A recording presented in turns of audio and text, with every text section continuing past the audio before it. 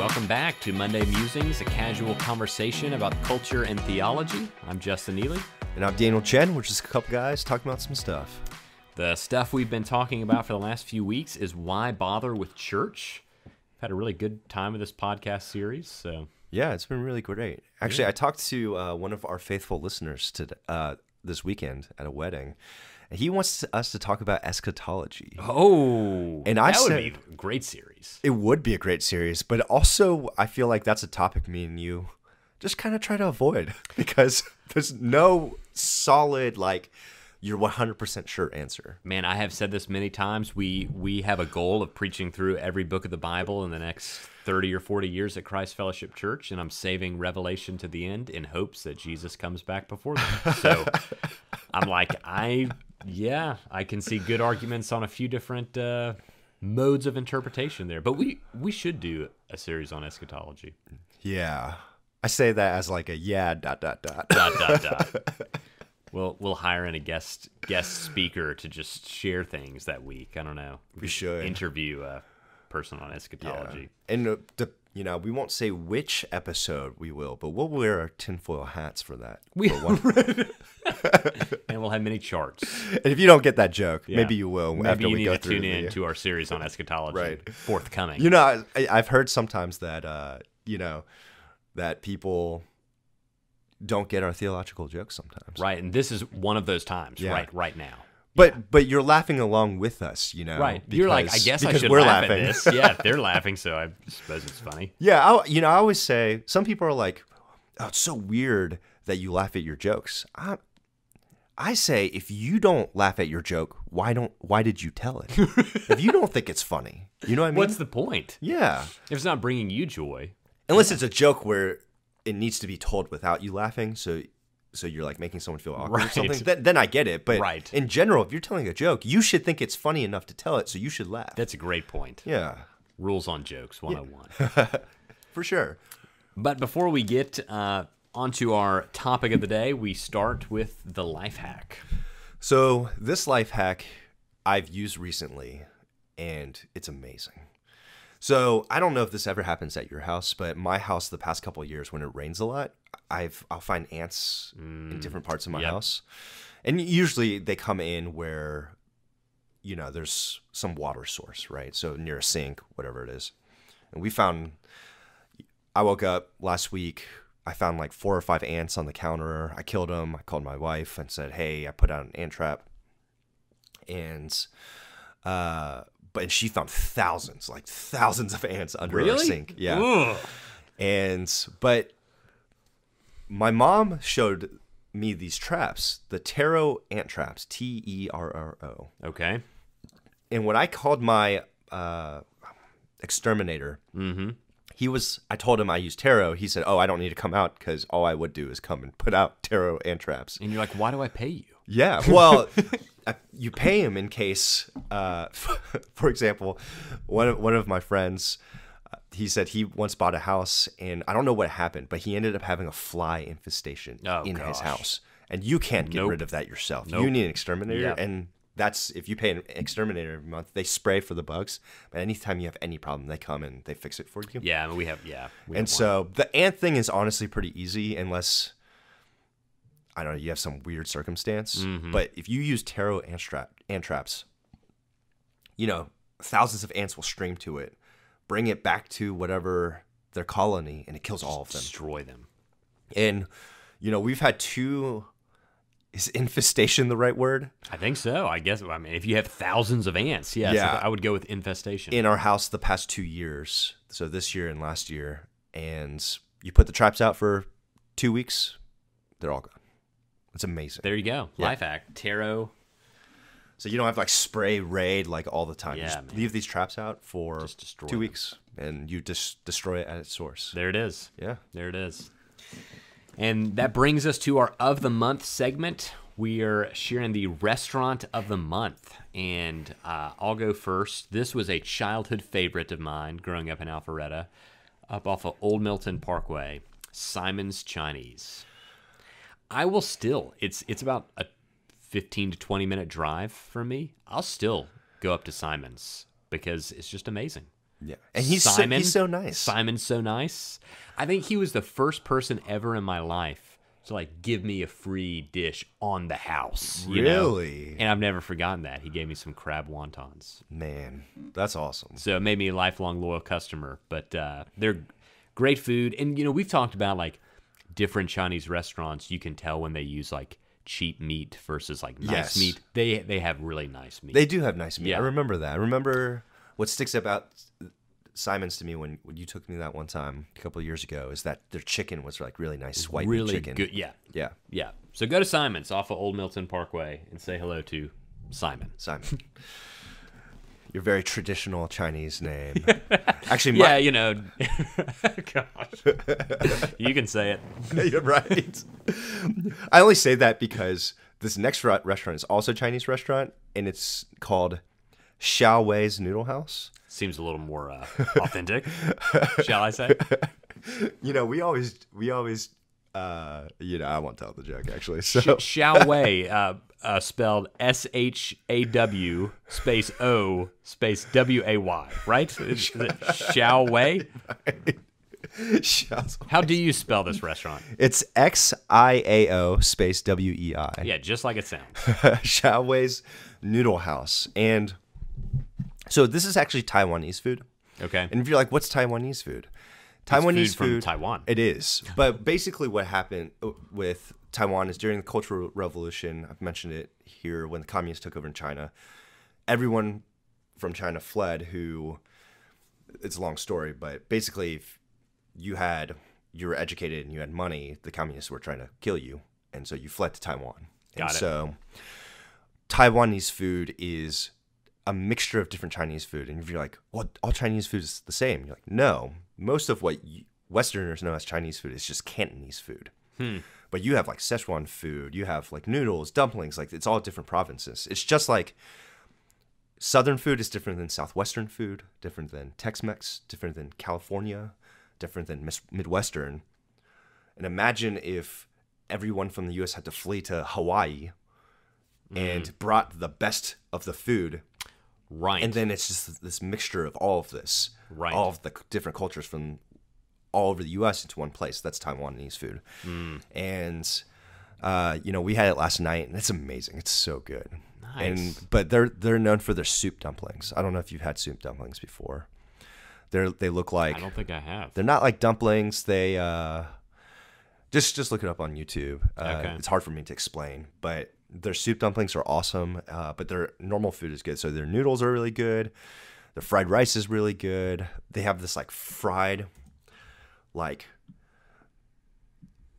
pork chops or fried chicken breasts. Oh man, it's nice. So good. So if you go show them some love. They're not open for dine-in right now, just takeout only. But you can email me, and I will literally tell you what to order. I'll email you back what you need to order for how many people. There you go. Yeah, it's so good. Fantastic. There you are, Restaurants of the Month. But we've been in this series called Why Bother with Church? We've talked about what is the church. We've talked about what the church is supposed to do. We talked about what the church should do when we gather together. We've talked about congregational singing, kind of a special podcast on that. And then today we're going to talk about what should the church do when we scatter. So we gather together on Sundays to read the Word, sing the Word, preach the Word, pray the Word, see the Word in the sacraments or ordinances. Further conversation to come on the difference between those two. But what happens when we depart, when we're not all gathered together? That brings us to today. What do we do when we scatter? What happens Monday through Saturday? And we want to basically say three things. We scatter to fulfill the cultural mandate. We scatter to fulfill the Great Commandment. And we scatter to fulfill the Great Commission. So first, the church should scatter to fulfill the cultural mandate. That's probably a new phrase for a lot of people, but cultural mandate comes from Genesis chapter 1. verse 28, God blessed them, referring to Adam and Eve, and God said to them, "Be fruitful and multiply and fill the earth and subdue it, and have dominion over the fish of the sea and over the birds of the heavens and over every living thing that moves on the earth." So a lot of people refer to this as the cultural mandate. There's actually some theological controversy on how that should be applied today. Right. You know, did Christ fulfill the cultural mandate totally, and we participate in that by having faith in him? Or does this kind of speak to us some today? Right. But I think, controversy and different interpretations aside, we see this is before the fall, this is before sin entered the world, and God is giving mankind a task, a mandate, to do something to the earth. And it involves being fruitful and multiplying, so having a bunch of babies. Yeah. Which our church seems to be fulfilling this part of the cultural Right. mandate very well. As John Wood, one of our elders, has pointed out, he just assumes everyone is pregnant and then acts surprised when they're not, rather than the other way around. Seems to be a safer bet right now at our church. So fruitfulness and multiplying, and then having dominion over everything on the earth. So I feel like you were about to say something. Well, I was going to ask I've heard this question a little bit, and I don't want to go on too much of a tangent, but for a Christian couple who is married and is able to have kids, would it be wrong of them to choose not to? Would this go against the cultural mandate, or does that depend on how you view of Christ? Man, that's a great question. I've thought a lot about this. I don't think you can point to a specific verse in Scripture. I mean, maybe, I guess, other than this one. Right. That says you must have kids. Right. But I think a Christian couple that is able to have kids, so this is infertility aside, and chooses not to, I would want to know some more. I would want to ask more questions. Yeah.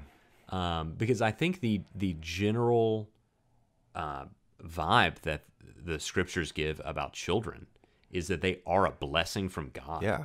And to fill your quivers, right? Fill that quiver, man. And I think you see here in Genesis 1 is this call to be fruitful and to multiply. I think in general, if you have a commitment to discipleship, it's the greatest discipling opportunity ever in the world. Agreed. So I would want to know more questions. Are you choosing not to have kids because you feel a really specific call to a dangerous, unreached people group to move as a missionary and potentially sacrifice your life so that a group of people in the middle of nowhere could get to know the gospel? And then I'm going to be more sympathetic to that saying, I don't think we should have kids, because you're making a kingdom decision. Right. Not to have kids. But to say... but I do even think there's an argument where you would say, don't know. Even that is... Yeah. Yeah. I think the general disposition of Christian families should be pro-children. Yeah. And a desire to have children. Yeah. Yeah, and even if not for... some people are like, I don't love kids or whatever. But even that... It's, the be fruitful and multiply. Mm-hmm. There's no stipulation, only if you like babies. Right. But that there's something that God has created in us in marriage, that children are a blessing, Right. And I would agree. I don't know if it's outright, you're sinning if you don't. But I like what you said is, follow up with more questions. But I know I've heard that question before, so I figured we'd handle that for a minute here. So. Yeah.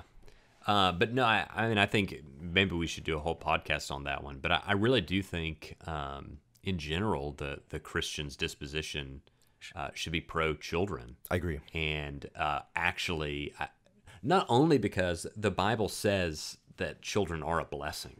Right. And so it actually comes down to, well, why would you not want to be blessed, Right. The Bible does say to be fruitful and multiply. So unless you have some kind of condition, right?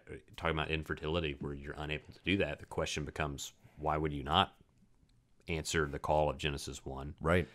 And then 3, I mean, like I said, just from a culture shaping perspective, you may have heard this phrase before: the future belongs to the fertile.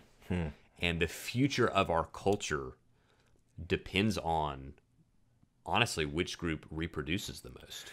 That's true. To accomplish the second half of the cultural the cultural mandate, kind of is dependent on the first half of this cultural mandate. And I think Kevin DeYoung got in hot waters with an article that he wrote a few months ago, which I know he got in hot waters because I posted it on Facebook, and then I got in hot waters. So yeah, if you're that high school friend of mine that I haven't talked to in over a decade that decided that would be a good time to re-engage with me and start yelling at me, I'm glad you're listening to our podcast. Yeah. But DeYoung's point is, I mean, if we're just to be honest, in a lot of Muslim-dominated countries, one of the reasons they've had so much success in dominating the culture of those places is they have a lot of children. Yeah. Obviously, Christianity's always been a conversionary religion. I mean, we seek to share the gospel with others, and the family of God, probably in the New Testament, takes priority over the biological family. Right. But I think it's still to be said that one of the greatest opportunities to extend the gospel is to have godly physical offspring. Yeah. And raise them up in the nurture and admonition of the Lord. And the Muslims do a good job of indoctrinating their children, and we as Christians need to indoctrinate our children too. Yeah. And this gets pushed back because of the word indoctrinate. Yeah. But the reality is our children are being indoctrinated. And if it's not by you or the it's Lord, somebody else. it's going to be the TV. Yep. It's going to be their teachers. Yep. It's going to be someone is indoctrinating your children. Your children will be indoctrinated by something. Yep. Their whole childhood. It is what it is. Yeah. Yeah. So yeah, good questions. But child rearing, being fruitful and multiplying, it definitely has an effect on culture. And one of the things that came out last week was, I'm sure there's a better way to say this, reproduction rates or Right. child birthing rates in the U.S. is at an all-time low, I believe is what I read. It is, yeah. And So now's your chance. Yeah, now's your chance, Christians. We're actually below replacement levels right now. Meaning over time, we wouldn't even replace our population. We would begin to decline. And so the reason that phrase, the future belongs to the fertile, is cultures that are able to have a lot of children in general, those cultures' future is bright because it's going to ensure the continuance of a culture. And I think Christians need to think through that as well. And so the first part of this cultural mandate, right? Be fruitful and multiply, fill the earth. And then it talks about subduing it and having dominion over it.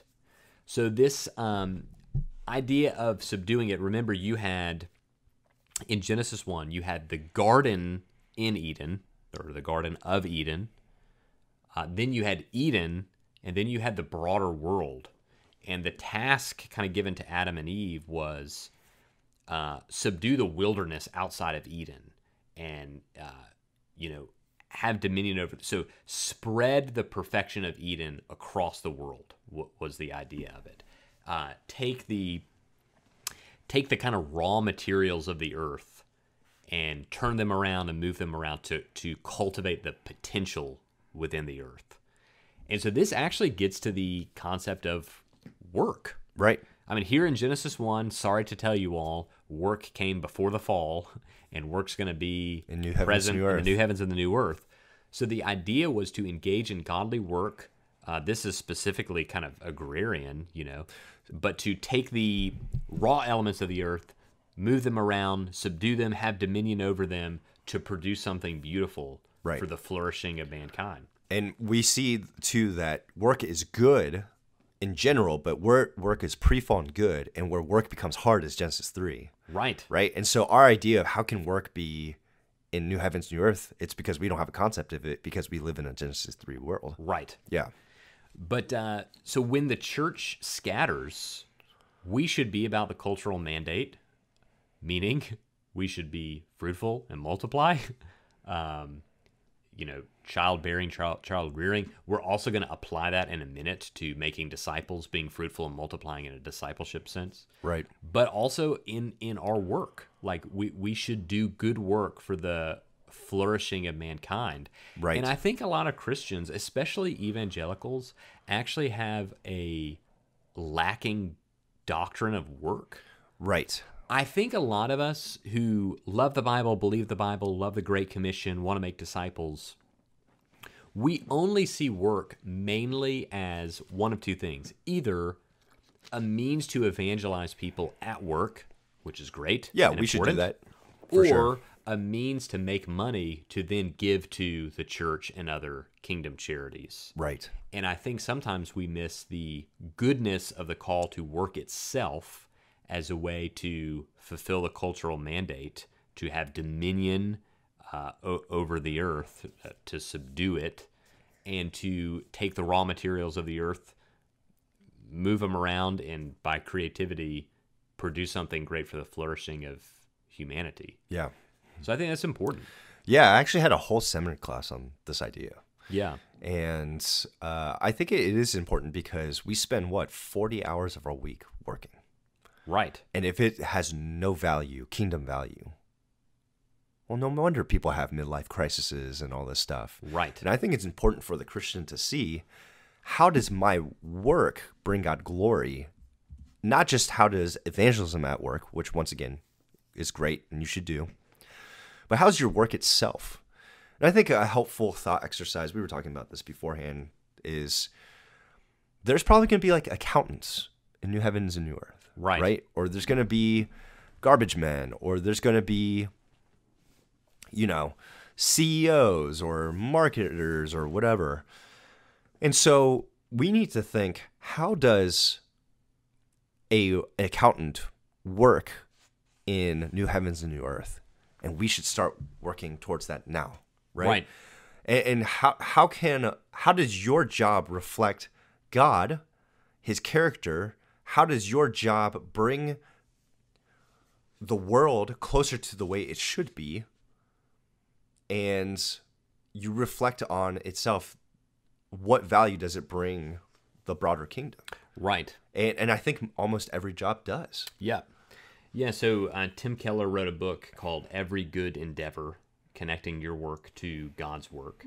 And he gets on this concept a little bit on page 47. He says this. He's talking about gardeners, and how he says this. This is a little long, but I'll read it all. If we are to be God's image bearers with regard to creation, then we will carry on his pattern of work. His world is not hostile so that it needs to be beaten down like an enemy. Rather, its potential is undeveloped, so it needs to be cultivated like a garden. So we are not to relate to the world as park rangers whose job is not to change their space, but to preserve things as they are. Nor are we to, quote, pave over the garden of the created world to make a parking lot. No, we are to be gardeners who take an active stance toward their charge. They do not leave the land as it is, they rearrange it in order to make it most fruitful, to draw out the potentialities for growth and development out of the soil. They dig up the ground and rearrange it with a goal in mind, to rearrange the raw material of the garden so that it produces food, flowers, and beauty. And that is the pattern for all work. It is creative and assertive. It is rearranging the raw material of God's creation in such a way that it helps the world in general and people in particular thrive and flourish. This pattern is found in all kinds of work. Farming takes the physical material of soil and seed and produces food.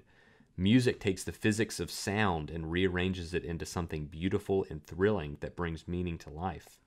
When we take fabric and make a piece of clothing, when we push a broom and clean up a room, when we use technology to harness the forces of electricity, when we take an unformed, naive human mind and teach it a subject, when we teach a couple how to resolve their relational disputes, when we take simple materials and turn them into a poignant work of art, we are continuing God's work of forming, filling, and subduing.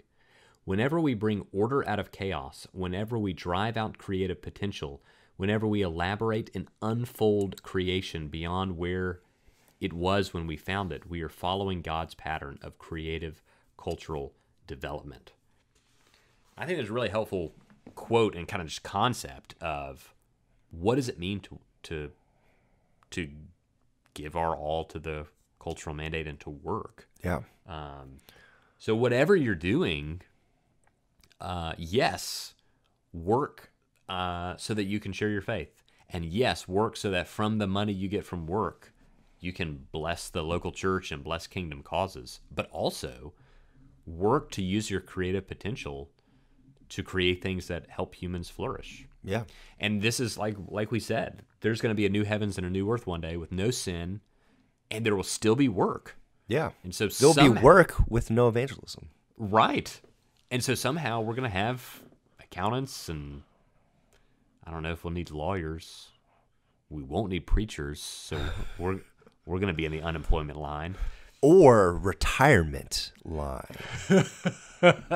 I don't know how that works. Yeah. So, in my backup job, I want to be a butcher, but is there killing in heaven? I don't know. This is a lot of questions. Yeah, a lot of questions. The lion lays down with the lamb. I don't know.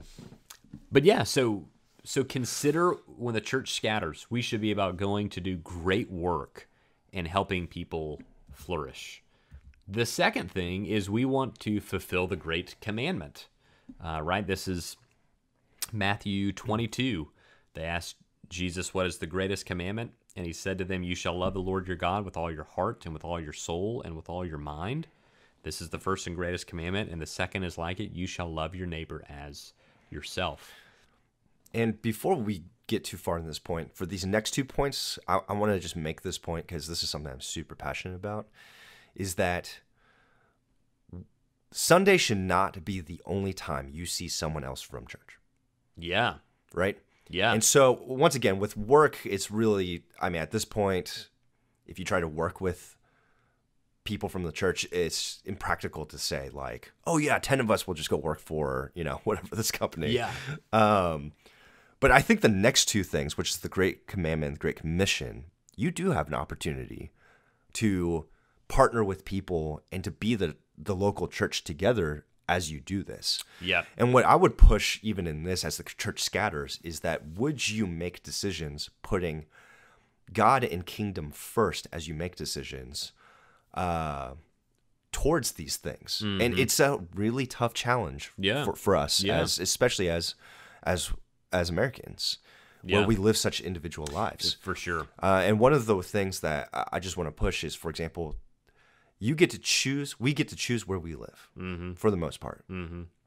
And the number one thing that we usually, have on our list of how we determine where we live is, do I love this house?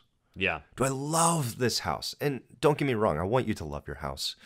But I think there are other questions to be asked, like, am I going to be able to live in community and life with people? Mm-hmm. Am I going to be able to have ministry partners? Would you put, kingdom and God first, even in a decision as big of a decision as your house for this? And it's a challenge that I'd like to offer at least our church, but really the broader church as a whole. And with the understanding, I understand it's not the easiest thing to do, and it's not the most natural way we think. Sure. But this, I think, is a great way. What do we do as the church scatters? Well, we should still be the church together, mm-hmm. not the church individual. Yeah. And I think that's something to think about. Yeah, for sure. Yeah, so as we talk about the Great Commandment and then the Great Commission, I think it is important for people to remember this is not something we go about doing alone. We're doing this in community with others. Right. And so, the Great Commandment starts with love the Lord your God with all your heart, soul, mind, and strength. And so we want to be lovers of God, right? Not just on Sunday mornings, but all the time. And we're going to get to this when we talk about disciple making, but we want to spur one another on to love and good deeds, and we want to help one another love God with all our heart, mind, and soul. So that's, what should the church be about when we scatter? Well, we should be loving God, just like we should be loving and glorifying God on Sunday mornings. Right. But the second one is love your neighbor as yourself. And I think I would, yes, it's true. Like your literal neighbor, right? The person next door to you, finding ways to love and care for your neighbors in your neighborhood. And this gets to your point, I think, why it can be really helpful for Christians and especially even members of the same church to live close together, because you're able to love your neighbors better And together. if you think about it, if it's your one Christian family, and if you live with a bunch of non-Christian neighbors and there's 50 of them, you're going to get burnt out trying to do that by yourself. Right. And I think a lot of the reasons why don't we do the Great Commandment more, it's because we try to do it alone. It's really tough to do it alone. That's a great point. Yeah, so, thinking about what could you be doing to love your neighbors, to let your neighbors know that you are a place of safety and security for their needs. Even if you live in an affluent area and your neighbors are materially rich, they could be emotionally and spiritually very poor. And so you might have marriages that are on the rocks that are next to you. Yeah. How can you be loving your neighbor as yourself and caring for them?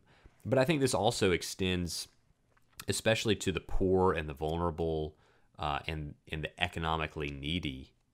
The church should be about loving our neighbor who is poor.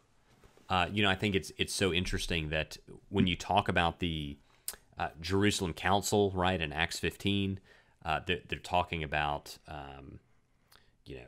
what is in and out, how much do Gentiles have to become Jews first? And I believe at the end of that passage, they encourage the Gentiles to remember the poor.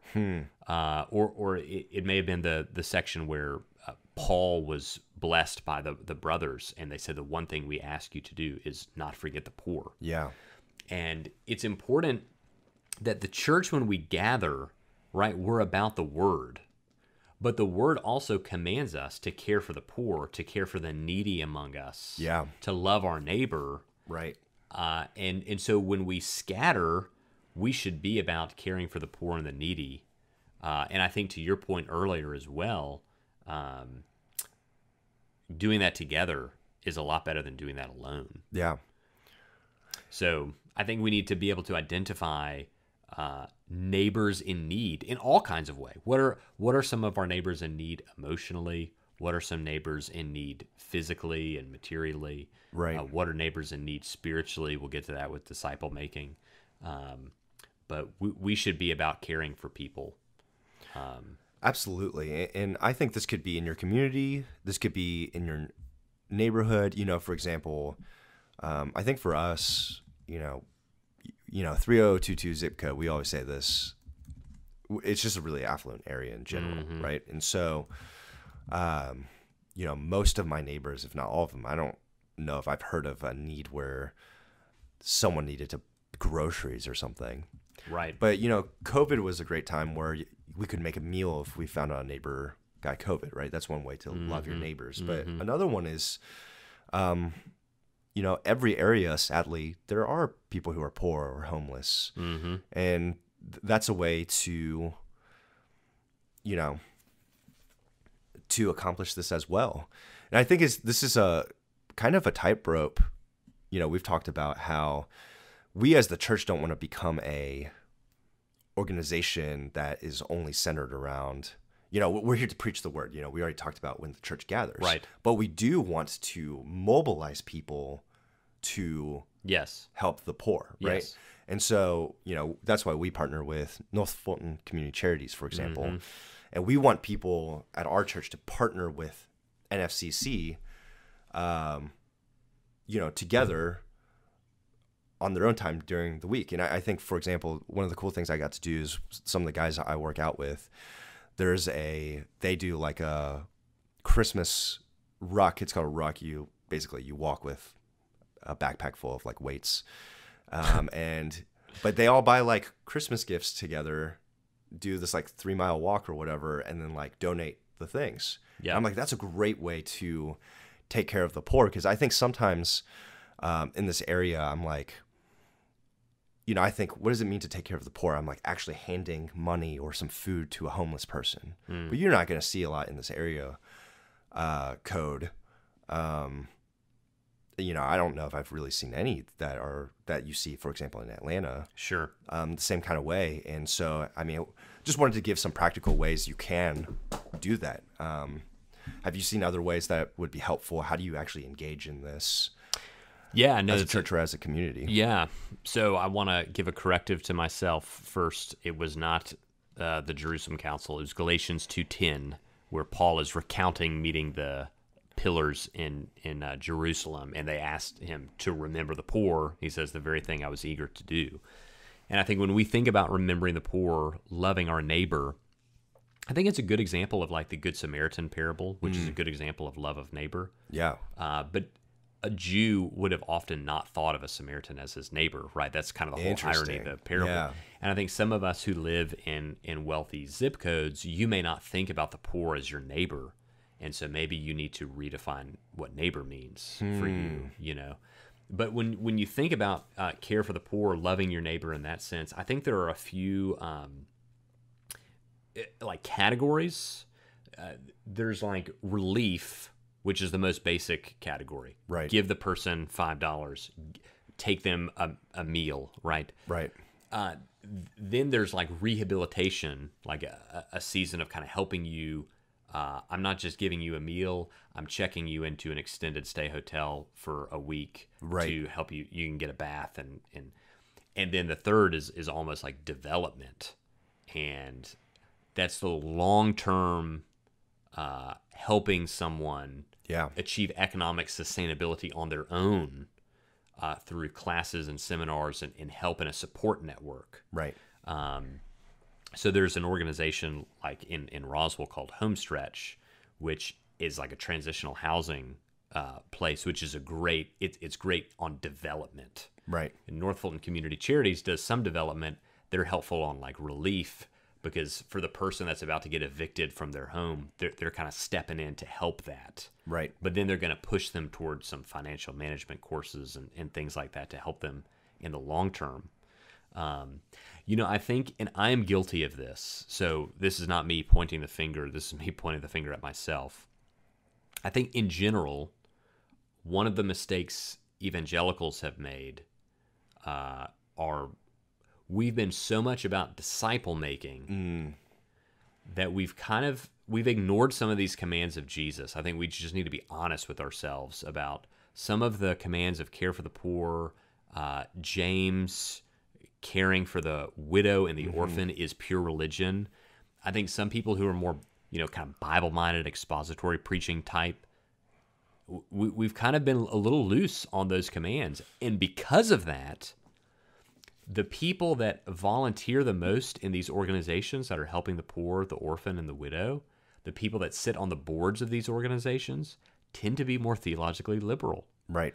And that's a tragedy. Right. That the theological liberals or the non-Christians at all tend to be people who are a little more active in care for the poor. So I think as we think about the church scattering, caring for the poor, thinking about widows, orphans, those in kind of vulnerable population groups, how can we encourage one another and do it together to volunteer at these places, to sit on the boards of these places, to really engage some of these nonprofits who really do have the expertise in how to provide relief and development for those in need. Absolutely. But really engage with a gospel-centered passion.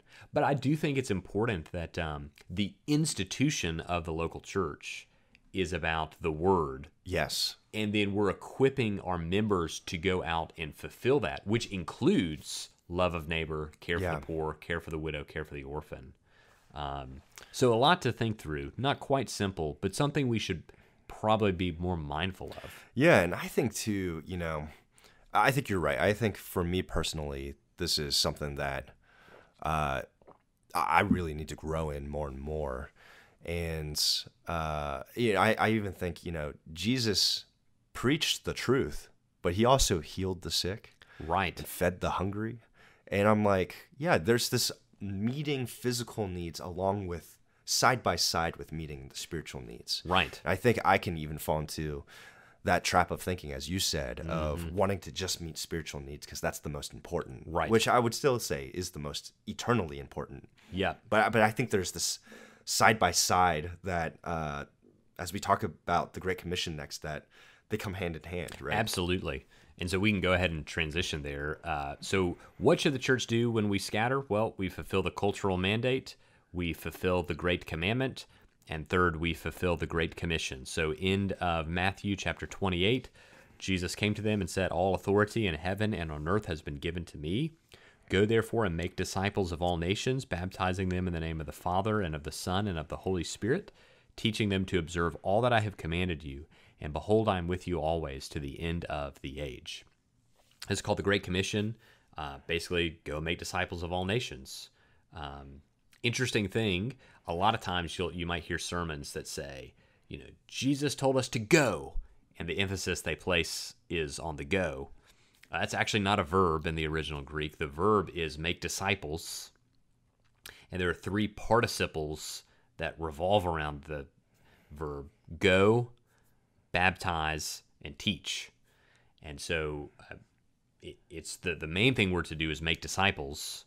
The way we're to do it is we're supposed to, as we go, so to speak, baptize, which involves the idea of conversion. So we're sharing the gospel with non-Christians, and then teach, the idea that we're teaching these new Christians to observe everything Jesus commanded, which, like we said, ironically, involves care for the poor, care for the vulnerable. Yeah. So we should be about disciple making as we gather, which goes to your point earlier that you shouldn't just be seeing fellow church members on Sundays. Yeah.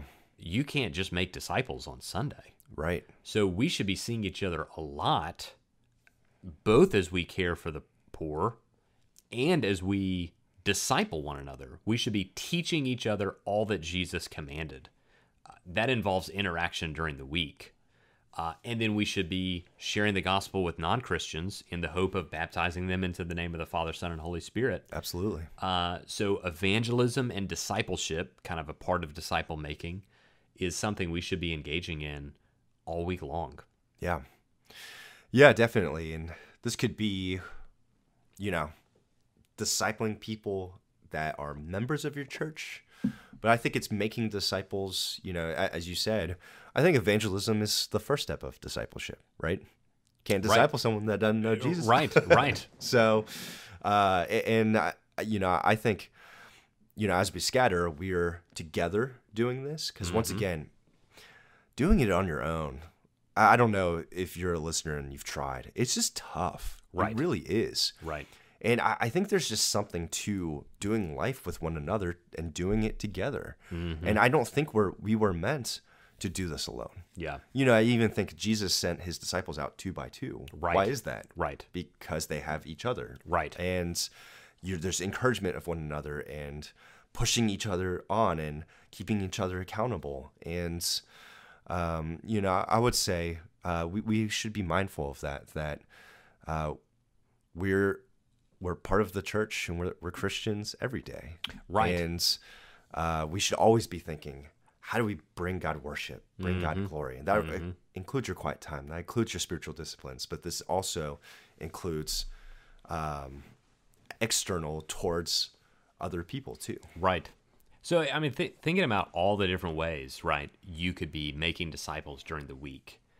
So hopefully you're having some kind of personal worship on a daily basis where you're reading the word and praying, but maybe you want to model that for someone. And so maybe you're inviting a spiritually younger person in the church to show up at your house early in the mornings and read the Bible together and pray together. Right. That could be discipling during the week. Maybe you're getting together with a discipleship group on once a week in the mornings for breakfast or in the evening to go through the word, to memorize scripture, to teach each other all that Jesus commanded. Maybe you're gathering together with a community group to have a meal together. You're practicing hospitality. You're sharing prayer requests. You're talking about the word. Maybe you are going to serve at a local charity. You're going to serve the poor, and you bring other Christians along with you to do it together, to do all that Jesus commanded together. Yeah. Maybe you have an outreach to your neighborhood that you do with other Christians that are around you. So all kinds of ways that we can make disciples. And we shouldn't forget all nations. So the panta ta ethne, of all people groups. And so the church should be regularly raising up missionaries to go to places where the gospel has not been named. Yeah. And doing all this over again, sharing the gospel with people, seeing people come to faith, baptizing them into new churches that equip people and send people out. And so missionary sending should be a part of the scattering. Yeah. We should go to the four corners of the earth to share the gospel.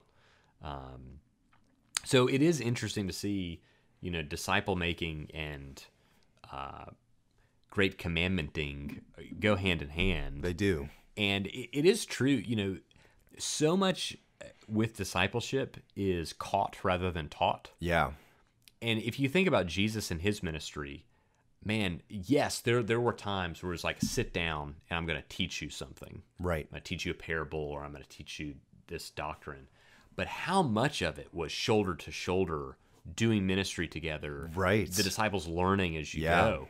So, man, as we disciple one another, I mean, you can do that while you're caring for the poor, and your discipleship is probably going to be better.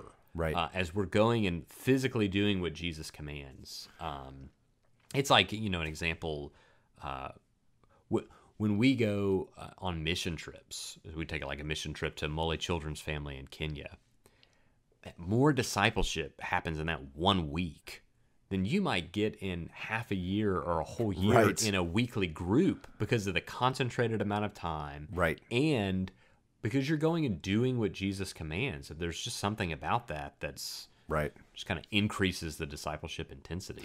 Right. And going back to, one of the things that, with me coming from college ministry that I kind of miss is that it was easy to live life with college students, right? Yeah.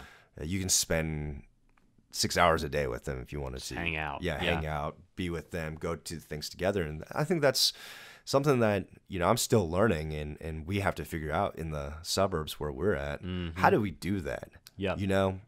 And so, and of course, it's not going to look like what my time in college ministry was. But another reason why it's helpful to live closer to one another and to be together, and to so that you're actually living life together, and then to going all the way back to the be fruitful and multiply. This is why the people we're discipling most, if you're a parent, is your children. Yeah, because what's going to be at least just as important as you teaching your kids how to read the word is, do they have an example that they see lived out? It's so true. Yeah, and going back to that, more is caught than taught. I mean, you can teach your kids Bible stories, but how do you treat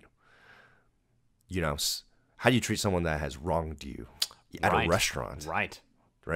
That's how they're going to learn what grace is. Yes. Not by a passage being read to them, but having it shown. Well said. Right? And so we're always discipling. Yeah. No, in kind of to that point of Great Commission and Great Commandment, I once heard Jen Wilkin. Man, I love Jen Wilkin. Yeah, she's great. I'm a big fan. She was talking about parenting, and she was like, I was like so proud that, my kids like prayed for each other well during our times of family worship, And then I went over to this other house, and I started listening to their kids pray for missionaries, unreached people groups, pray for the poor in their community. And I realized, oh my gosh, like I've been lacking in what I've been teaching my kids of like what Christians should be doing. So find ways as a family, if you have young kids, find ways to engage your children in acts of mercy and kindness toward the poor, the vulnerable, the widow, the orphan. Engage them. Don't be like, okay, y'all stay home and I'm going to go do my justice thing. No, like bring your kids with you, disciple them along. do it all together. So I think it's good reminders to be thinking that way. Yeah. So that's what the church should be doing when we scatter. Fulfill the cultural mandate, the Great Commandment, and the Great Commission. Next week we'll be back to talk about, should you join a local church? What does that even mean? And what does that look like? So we'll talk to you about that next week.